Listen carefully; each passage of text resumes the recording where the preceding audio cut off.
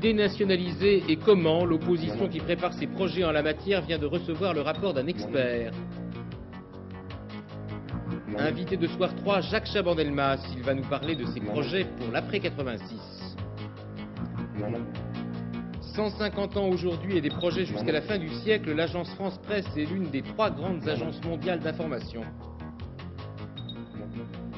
Afrique du Sud, la Grande-Bretagne adopte du bout des lèvres des mesures timides contre Pretoria. Mesdames, Messieurs, bonsoir. Ces disques n'étaient pas au hit-parade, mais sa mort va laisser un grand vide dans la chanson française. Jean-Roger Caussimon vient de mourir d'un cancer à Paris à l'âge de 67 ans. Il était d'abord comédien, compositeur, et puis sur le tard, vers 40 ans, il s'était mis à chanter lui-même. C'était surtout un poète dont bien des grands noms ont chanté les textes, Ferré, Gréco, Catherine Sauvage. Il avait également écrit 5 pièces de théâtre, dont la dernière a été jouée tout récemment à Paris. Enfant, vous n'avez plus de rose, ni de plumes, ni de chapeau. À qui la faute, à qui la cause, s'il n'est plus de fleurs, ni d'oiseaux? Les roses sont artificielles, l'oiseau qui passe, on le flinguait. Et sur les statues officielles, des pigeons noirs seuls font le guet. Mon fils étant la fleur de l'âge, et moi qui viens du temps jadis, je m'en vais pointer au chômage, où s'inscrira bientôt mon fils. Ô jeunesse, retiens tes larmes devant le mur de l'avenir, car si ton pays vend des armes, ce n'est pas pour t'entretenir. À 5 mois des élections législatives, le débat sur les dénationalisations se précise. Les partis de l'opposition n'ont toujours pas défini précisément ce qu'ils feraient des industries et des autres entreprises du secteur public s'ils revenaient au pouvoir, mais un avocat d'affaires, Maître Loirette, vient de réaliser pour eux une étude très détaillée, un rapport de 300 pages pour guider leurs réflexions. Et selon lui, il faudrait dès 86 privatiser 47 entreprises. Marie-Claire Thiers. La privatisation sera maximale. Elle touchera les entreprises nationalisées depuis 1982. CGE, Saint-Gobain, Thomson, Rhône-Poulenc, Péchinet, Matra, Bull, Dassault, côté bancaire, Paribas, Suez. Et celles d'avant 82, Sassilor, Usinor, CDF Chimie, Renault, côté bancaire, Crédit Lyonnais, BNP, Société Générale, ou les groupes d'assurance UAP, AGF et GAN. Dans quel délai ? 1 an pour les plus rentables qui y passeront les premières, en priorité les banques Suez et Paribas, 2 à 3 ans pour les autres, mais pas de délai précis pour les entreprises dans le rouge comme Renault. Seules y échapperaient les entreprises publiques exerçant un monopole d'État, SNCF, PTT, RATP, EDF-GDF et Charbonnage de France. Cette vente se ferait par introduction en bourse, attribution d'actions au personnel et libéralisme oblige, participation étrangère. Une opération qui représenterait une valeur de 130 milliards de francs environ sur 5 ans. Et pour éviter toute nouvelle tentative de nationalisation, une réforme constitutionnelle verrouillerait le système. Les interventions nombreuses et remarquées de Jean-Marie Le Pen la semaine dernière continuent de susciter beaucoup de réactions, chez les journalistes d'abord, dont plusieurs ont été mis en cause nommément par le leader du Front National, et puis réactions aussi dans les partis politiques de l'opposition. Écoutez celle de Michel Noir, député RPR du Rhône, qui s'exprimait tout à l'heure à Lyon. Nous avons toujours dit que nous n'avons pas traité du problème des personnalités et dirigeants du Front National. Nous avons à regarder ce qu'ont voulu exprimer des électeurs qui sont allés chercher ce vote fort et ce besoin effectivement d'autorité de l'État et qu'un certain nombre de règles du jeu soient redéfinies, en tout cas respectées, et nous allons être attentifs à ceci. Sur la deuxième partie de votre question, je trouve que c'est vraiment le comble de l'irresponsabilité et de la perte de sang-froid. Désigner comme ça, après avoir désigné des gens qu'on voulait tuer par balle, et désigner des têtes de journalistes qu'on veut faire disparaître, je trouve que c'est là un propos complètement irresponsable et qui désigne de façon dramatique l'absence de sérieux et de sang-froid de l'intéressé. Mais ça, c'est un sentiment qui était le mien depuis longtemps et ça ne fait malheureusement que le conforter. Invité de Soir 3, Jacques Chaban-Delmas. Et avant que Fernand Tavares ne vous interroge sur l'après 86, j'aimerais savoir, Monsieur le Premier ministre, comment vous avez réagi, vous, aux propos de Monsieur Le Pen la semaine dernière? Oh, vous savez, ce n'est pas que la semaine dernière. En réalité, de ce côté-là, il y a des résonances qui me déplaisent souverainement. Et ce n'est pas de ce côté-là que j'irai chercher des soutiens, quels qu'ils soient et où que ce soit. Monsieur Chaban-Delmas, hier et avant-hier, vous étiez en Gironde. Le secrétaire général du RPR, M. Toubon, était à vos côtés. Et il y a une petite phrase qui n'est pas passée inaperçue. Il a dit qu'en cas de victoire de l'opposition actuelle, après 86, eh bien, il faudrait que le nouveau gouvernement s'inspire de l'esprit de la nouvelle société. Je pense que c'était peut-être un petit appel du pied. Vous êtes toujours disponible pour après 86 ? Vous savez, moi, je suis toujours disponible quand il s'agit de travailler.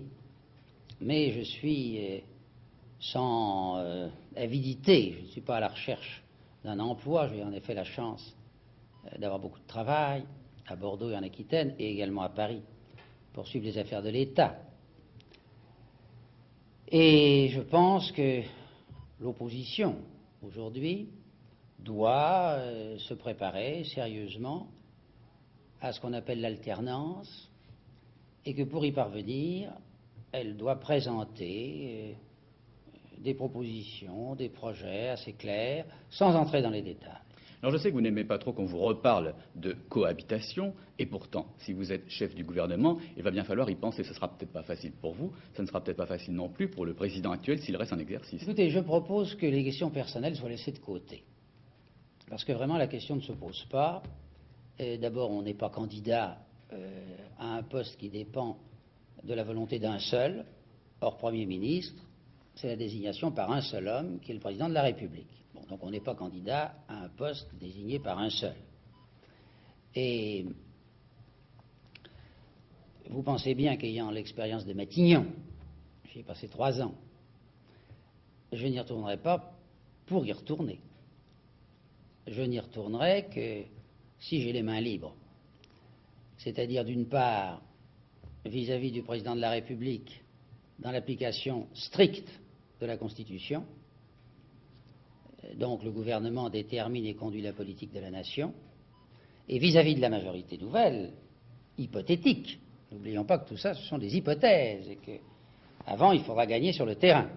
Et c'est jamais gagné à l'avance, c'est comme les matchs. Eh bien, vis-à-vis de la majorité, il est bien certain que j'irai dans le sens général de cette nouvelle majorité, puisque moi-même je fais campagne actuellement dans cette opposition et pour cette opposition, mais avec mon style et mes ambitions pour la France et les Français, et mes aspirations, disons-le, qui n'ont pas varié. Mais en tant que président du Conseil régional d'Aquitaine, vous vous livrez tout de même en ce moment à une expérience de cohabitation. Je prononce toujours le même mot. Vous présidez cette région et vous avez à vos côtés des membres de l'actuelle majorité, le mouvement des radicaux de gauche. Alors comment cette cohabitation fonctionne-t-elle en région? Mais elle fonctionne très bien. Elle fonctionne très bien parce que sur le plan régional, et ça c'est différent du plan national, sur le plan régional, j'ai posé en principe que les problèmes à résoudre étaient de telle nature que la politique, 99 fois sur 100, la politique partisane, n'avait rien à y voir. Alors, en effet, avec les radicaux de gauche, nous formons un ensemble et jusqu'à présent, nous n'avons pas trouvé un seul sujet de désaccord. Bien sûr, il faut examiner les choses très sérieusement et on trouve les solutions d'accord pour agir. Et on agit. Revenons au plan national tout à l'heure, vous avez entendu parler d'une liste de dénationalisation possible. Quelle est votre politique à ce sujet, votre point de vue? D'une manière générale, sauf pour des monopoles d'État, pour tout ce qui est concurrentiel, pour ma part, j'opte pour l'entreprise privée, de préférence à l'entreprise publique, pas par idéologie, mais pour des raisons d'efficience, d'efficacité. Donc, dénationalisation, oui. Mais dénationalisation dans la mesure du possible. Et ce n'est que quand on arrivera là sur le terrain qu'on saura ce qu'il est possible de faire. Alors, des projets du genre de ceux qui sont aujourd'hui publiés ont leur intérêt et l'opposition aura à prendre elle-même des positions. Et puis, on verra le moment venu, si le moment vient, ce qui est possible. Tout à l'heure, nous parlions de nouvelles sociétés. Si vous étiez à nouveau appelé aux affaires, est-ce que vous reprendriez à vos côtés, par exemple, un homme comme Jacques Delors? Je vous ai dit que les questions personnelles devaient être complètement écartées. Ce qui est vrai, c'est qu'à une époque où nous avons les nouveaux pauvres, où nous avons de la misère qui revient, une nouvelle société, plus juste et plus humaine, s'imposera davantage encore qu'il y a 15 ans. Car il faudra éviter une société dans laquelle il y aurait d'une part des gens qui travaillent, qui vont de l'avant, et puis des miséreux. Par conséquent, la nouvelle société s'imposera plus que jamais. Je vous remercie. Un grand patron d'industrie est mort la nuit dernière, Jean Ribou, président jusqu'au mois dernier du groupe Schlumberger. Jean Ribou a été vaincu par un cancer à l'âge de 65 ans. C'était un des rares Français à avoir présidé une multinationale américaine, l'une des sociétés les mieux gérées du monde, de l'aveu même des économistes. Schlumberger est le numéro 1 de la recherche pétrolière. Ce grand patron était aussi un homme de gauche, ami personnel de très longue date de François Mitterrand, dont on a dit souvent qu'il l'avait conseillé à maintes occasions. Jean Ribou était enfin un homme de culture. Il avait en particulier beaucoup aidé Henri Langlois à sauver la Cinémathèque française. L'agence France Presse fête ces jours-ci ses 150 ans. Peut-être ne soupçonnez-vous pas ce qui se cache sous ce sigle AFP. Il faut que vous sachiez que pour tous les journaux, les radios et les télévisions, c'est un instrument de travail quotidien et indispensable. C'est l'une de nos sources d'information essentielles. L'AFP est présente dans le monde entier. Elle diffuse chaque jour 1 million de mots en 6 langues et elle n'a que 2 concurrents, un américain, Associated Press, et l'agence anglaise Reuters. Hubert Coudurier. Beyrouth pour Paris. Oui, Paris, on attend toujours la répétition à votre demande de M. Habaya. Oui, Beyrouth, je vous prends dans quelques minutes parce que j'ai des problèmes de matériel. Non, une deuxième photo aussi, les suicidaires, l'opération au Sud-Liban. Bien, eh bien, tu peux démarrer la seconde photo immédiatement. Multinationale de 2000 salariés, l'AFP est l'héritière de l'agence Havas fondée en 1835. Mais depuis les pigeons voyageurs et les premières liaisons télégraphiques, les techniques de transmission ont bien évolué. À côté du téléx classique que l'on voit ici, l'ensemble de la rédaction a été entièrement informatisé depuis 10 ans. Le travail des desks, chargé de relire la copie des bureaux de production, est désormais entièrement codifié. Provenance, destination, urgence de l'information à traiter, un gain de temps considérable. Il faut travailler vite et d'une façon fiable. C'est-à-dire qu'on doit être à la fois le premier, mais rester le dernier. C'est-à-dire qu'on doit pouvoir écrire dans la seconde, la minute de l'événement, l'information, mais elle doit rester vraie 1 semaine après, 3 jours après, 3 heures après. Alors, de l'affaire LIP à Téhéran, en passant par un poste à Moscou, vous avez couvert pas mal d'événements. Quels ont été pour vous les plus marquants? Bien, LIP a été effectivement marquant parce que c'est une affaire qui a duré pendant 1 an. Et j'ai pris conscience à LIP du pouvoir d'agencier. C'est-à-dire que j'étais à l'époque un rédacteur débutant et une dépêche de l'agence France Presse, donc partant sur tous les fils, des journaux, des télévisions, des radios, faisait la une. Donc c'est un pouvoir extraordinaire que peu de gens mesurent en fait. J'étais le premier à sortir la mort de Souslov, qui à l'époque était le numéro 2 du Kremlin. Eh bien j'ai sorti cette information avec 5 heures d'avance. Ce qui est très angoissant. On n'a pas envie de vivre tous les jours ce genre d'information, ce genre de situation, parce que pendant 5 heures, vous êtes le seul à annoncer que le numéro 2 de l'URSS vient de mourir. Et ce éthique ne vous aide pas, bien sûr. Donc c'est très angoissant, et lorsque le flash tombe sur l'agence TASS, parce que l'agence TASS vous dit, l'AFP l'a donné, on doit le donner, bon là vous êtes très content. Mais le coût de l'information est de plus en plus élevé. N'ayant pas opté comme sa rivale anglaise Reuters pour l'information économique aux entreprises, l'AFP se retrouve face à un marché hexagonal trop étroit. À l'étranger, la concurrence anglo-saxonne est sévère. Résultat, une diversification s'imposait. Toute cette diversification, qui est engagée depuis quelques années déjà, s'opère bien. Alors, elle a un effet second, c'est qu'en élargissant notre marché, elle nous permet de diversifier également nos recettes, d'éviter qu'une source de revenus ne domine trop par rapport aux autres, et notamment les abonnements des services publics, des administrations, etc. C'est-à-dire que c'est à la fois une nécessité et une solution à des problèmes.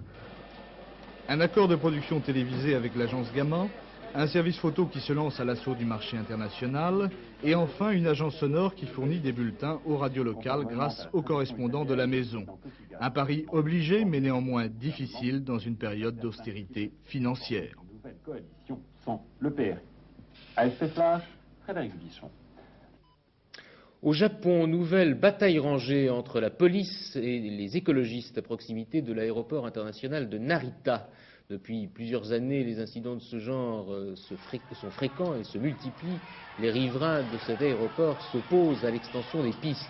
Cette fois, les accrochages ont été encore plus violents qu'à l'habitude. Ils ont fait une vingtaine de blessés parmi les forces de l'ordre et 200 manifestants ont été arrêtés. Margaret Thatcher ne change pas d'avis à propos de l'Afrique du Sud. Elle reste hostile à des sanctions économiques. Cela dit, hier, ses partenaires du Commonwealth l'ont convaincue d'appliquer certaines mesures contre Pretoria, mais des mesures assez symboliques qui ressemblent plus à un avertissement qu'à de véritables sanctions. Memona Afedja-Interman. La grande famille du Commonwealth a préféré se souder autour de Londres. Le mot de sanction ne figure pas dans le texte adopté sur l'Afrique du Sud tard dans la nuit. Madame Thatcher a refusé de remettre en cause la position britannique de premier investisseur étranger dans le pays de l'apartheid. Des mesures restrictives seulement. Pas de nouveaux prêts à Pretoria, pas de missions commerciales, pas de matériel informatique à usage militaire, importation limitée de pièces d'or. Cette dernière mesure est une toute petite chose, 3 fois rien, explique Madame Thatcher. Savez-vous quelle est la valeur des importations de pièces d'or en Grande-Bretagne? 1 demi-million de livres. Pas question donc de bannir l'Afrique du Sud. Considérez ce à quoi nous étions confrontés.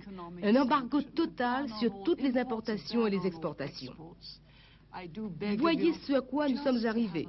Des signaux psychologiques, sérieux certes, de la part du Commonwealth. Même mineurs, ces concessions, Madame Thatcher les a accordées au Commonwealth et non pas à la communauté économique européenne. Le poids du passé permet encore des évolutions. FR3 a un nouveau président. Madame Langlois-Glandier, nommée il y a 10 jours par la haute autorité, prendra officiellement ses fonctions demain matin. La cérémonie de passation des pouvoirs a eu lieu tout à l'heure. La voici en compagnie de monsieur André Holot, dont elle prend la succession. On a appris à cette occasion que Madame Langlois-Glandier exercerait également la fonction de directeur général, une fonction occupée jusqu'ici par Serge Moati, dont le départ a été annoncé la semaine dernière.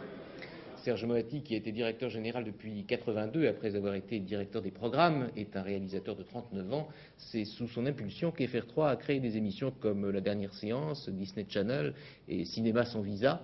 Et puis c'est lui surtout qui avait mis en œuvre le développement des nouveaux programmes régionaux de notre chaîne. André Holot, qui est encore le président de FR3 pour quelques heures, est avec nous ce soir. Il s'entretient maintenant avec Christian Doriac. Monsieur le Président, tout d'abord, bonsoir et merci de passer cette dernière soirée à FR3 en notre compagnie. Effectivement, vous venez de passer 3 années dans cette société et c'est effectivement sous votre mandat que se sont développées un certain nombre d'initiatives, dont le développement des programmes régionaux. Alors, avant de nous quitter, j'aimerais vous poser un certain nombre de questions et j'aimerais que cette expérience que vous avez pu acquérir pendant ces quelques années, eh bien, vous nous en donniez quelques sentiments, parce que souvent, on part en oubliant de dire ces petites choses. Par exemple, dans quelques mois, si tout se passe comme prévu, un certain nombre de télévisions privées, locales ou pas locales d'ailleurs, vont émettre. Et des sociétés de services publics comme FR3 vont se trouver en concurrence avec ces sociétés. Alors, FR3, dont vous avez présidé aux destinées pendant 3 ans, c'est une société qui est prête à cette confrontation ou une société à laquelle il manque encore un certain nombre de choses pour se préparer au choc et en sortir en bon état? FR3 est prête psychologiquement, certainement. La société a des atouts, d'abord d'avoir des très bons professionnels, des gens expérimentés et travailleurs. Et en second lieu, la société nationale, comme je l'ai vécu, a une faiblesse, des faiblesses. Lesquelles? Le service public est trop lourd, trop lent. Trop de procédures, trop de choses qui coiffent, qui retardent, qui empêchent. Par exemple? Alors je ne veux surtout pas jeter la pierre aux syndicats, parce que j'ai travaillé avec eux et ils m'ont souvent apporté beaucoup de choses, beaucoup de positifs, mais je crois qu'ils auraient aussi à se poser la question de la souplesse face à la concurrence, face aux arrivées dont vous venez de parler. Alors, ce qui va se passer également, et c'est un petit peu la logique des choses, c'est que cette chaîne qui était il y a quelques années une chaîne extrêmement centralisée est en train de devenir une chaîne de plus en plus décentralisée. Quand on parle de décentralisation et quand on connaît un petit peu les habitudes du personnel politique en France, on s'inquiète un petit peu pour l'indépendance de l'information. Est-ce que ces inquiétudes, vous les partagez, ou bien les contacts que vous avez eus avec la classe politique ces derniers mois vous permettent de dire que la décentralisation peut se faire, non pas au détriment de la qualité de l'information et de l'indépendance des journalistes?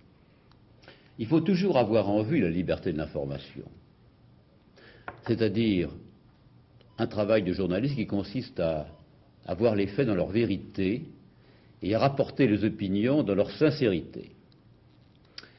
Si la régionalisation avance plus, s'il y a des structures régionales, ce n'est pas impensable, puisque le gouvernement de gauche, par une loi, les a annoncées.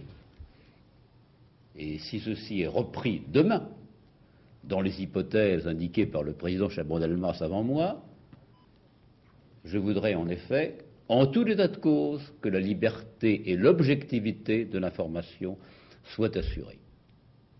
Alors je crois qu'il faudra imaginer une formule de garantie des rédactions. Il y a 26 journaux régionaux à FR3, on le sait, et il y a Soir 3, pour qu'il en soit ainsi. Soir 3, effectivement, qui n'est pas complètement concerné par cette affaire de décentralisation. Soir 3 n'est pas concerné par cette affaire de décentralisation, mais je dois vous dire que, pardon de ce plaidoyer, mais en effet, je n'ai plus que quelques heures de fonction, et donc je suis quand même très libre pour dire que Soir 3 est réputé maintenant, et que j'entends beaucoup de gens qui me parlent de ce journal comme un journal sérieux, objectif, précis, évitant tous les débordements.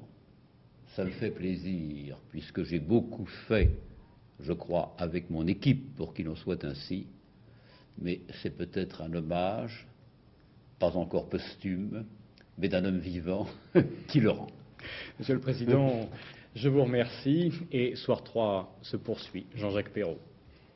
Avec la bourse de Paris, où le marché a été très calme aujourd'hui, et le dollar tout aussi calme et tout près de 8 francs. Henri Leray. De nouveau, voici le dollar très proche de la limite toute symbolique, il est vrai, des 8 francs français. La détermination des gendarmes, autrement dit des grandes banques centrales, est suffisamment dissuasive pour contenir la monnaie américaine. L'humeur était moins bonne aujourd'hui à la Bourse de Paris, où les valeurs françaises ont cédé 0,5% environ dans un marché calme. Les prises de bénéfices ont donc pesé sur le marché quelques jours avant la liquidation mensuelle. À New York, l'euphorie de Wall Street, déjà freinée vendredi soir, est encore retombée aujourd'hui, où le Dow Jones a perdu un peu plus de 5 points, dans un marché à tendance très peu définie. Le temps demain toujours ensoleillé et désespérément sec sur la plus grande partie du pays. Il y aura tout de même beaucoup de brume le matin et quelques gelées blanches dans le centre et dans l'est. Peut-être aussi quelques averses orageuses sur le sud des Alpes et sur la Corse. Les températures ne varieront guère, de 13 à 17 degrés pour les maximales du nord au sud du pays. Demain, un premier rendez-vous à 19h avec Richard Tripot et je vous retrouverai pour l'édition de la soirée à 22h20. Dans un instant, boîte aux lettres, un spécial San Antonio ce soir et avant cela, je vous rappelle les principales nouvelles de la journée. Excellente fin de soirée et à demain. Jacques Chaban-Delmas, à Soir 3, je ne retournerai à Matignon que si j'ai les mains libres pour déterminer et conduire la politique de la nation. L'agence France Presse a 150 ans, c'est l'une des 3 plus grandes agences du monde. Afrique du Sud, à la demande du Commonwealth, la Grande-Bretagne adopte des mesures timides contre Pretoria.